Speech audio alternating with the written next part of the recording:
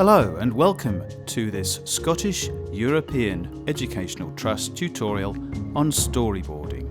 Specifically, we'll be looking at storyboarding for filmmaking. In the previous tutorial, we learnt why we use storyboards, what a storyboard is, how to become a good storyboard creator, and we learnt a little about drawing. In this tutorial, we are going to continue using the same video, that is Danny McCaskill's Imaginate, which you can find on YouTube. And we are going to work with the same sequence of 6 still images: this title scene, this establishing shot, this extreme close-up, this point of view, another extreme close-up, and another point of view where the bicycle turns the somersault.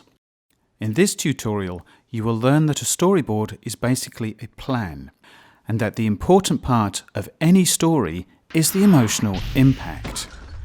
You will also learn how filmmakers can plan emotional impact by considering carefully different camera shots, sequences, and camera placement at the storyboard stage.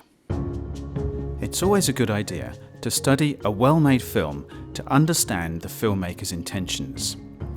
So here we have shot 1. It's the title, and the camera is positioned outside the room of a small child. In the background we hear 1980s music, which is rather muffled. We cut to shot 2. Now we are inside the room, but the view of the main subject is obscured by what appears to be the front wheel of a bicycle hanging from the ceiling of a boy's bedroom.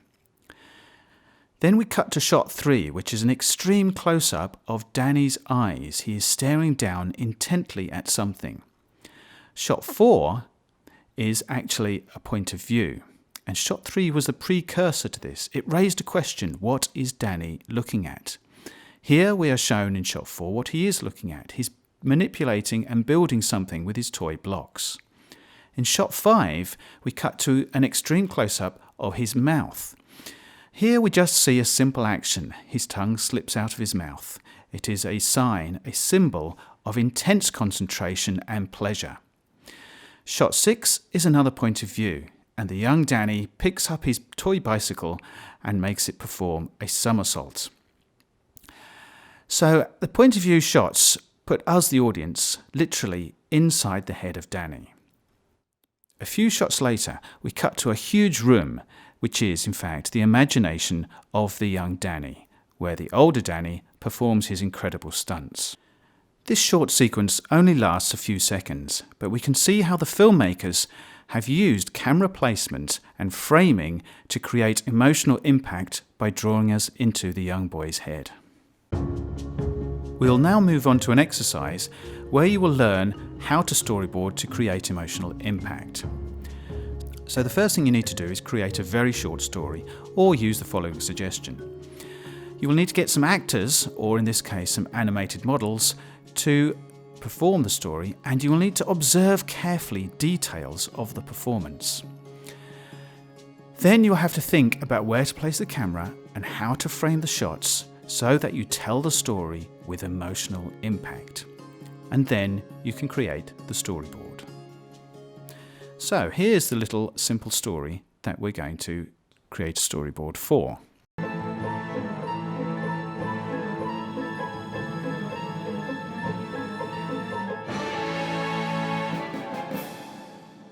Well, it starts out as a suspense film and ends up as a love story. But how are we going to storyboard it? We can create storyboards using drawings or photographs. For this exercise, we're going to use photographs. We saw in the previous tutorial how most storyboards in schools look like this, just a sequence of long shots with the camera far away and no cuts. So, how could we change this? How could we use different camera placements, different framings to really bring about some emotional impact? At this stage, you don't really need to worry about what the shot is called. You just need to place the camera, frame the shot, and think about why you are doing that.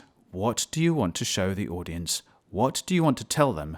And what sort of emotion do you want them to feel or see on the screen? So now you've got your story. Find yourself a phone or a camera, some Lego models, or if you're lucky, some actors. and work together to find out the best placement for the camera and the actors and the framing of the shot to really tell the emotional story that is in front of you. What can you show the audience to enable them to feel what the actors are feeling? The suspense, the trepidation, the relief, the enjoyment. So I hope you've enjoyed this filmmaking tutorial. If you're interested in more, please explore the SEET website.